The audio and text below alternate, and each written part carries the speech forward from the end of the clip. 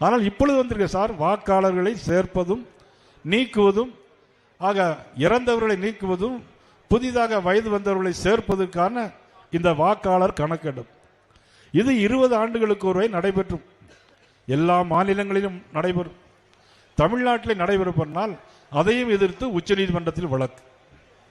போனவர் நம்முடைய திமுகவை சேர்ந்தவர்கள், மதிப்புக்குரிய முதலமைச்சர் அவருடைய ஆலோசனையின் பேரையில் போனார்கள். ஆனால் வாக்காளர் கணக்கெடுப்பு முடிந்திருக்கிறது. தமிழ்நாட்டில் 97 லட்சம் பேர் நீக்கப்பட்டிருக்கிறார்கள். 97 லட்சம் பேர்.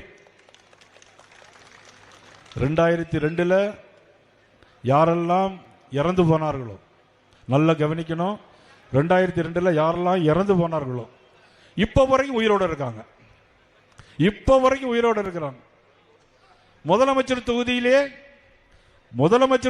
1 லட்சம் பேர் 2002 இறந்து போனவங்க இப்பவும் உயிரோடு இருக்காங்க.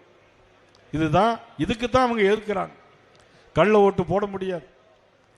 பீகாரிலே தேசிய ஜனநாயக கூட்டணி ஆட்சி அமைத்தது. அங்க 65 லட்சம் பேர் வாக்காளர் நீக்கப்பட்டார்கள். தேர்தல் வந்தது. என்ன நடைபெற்றது?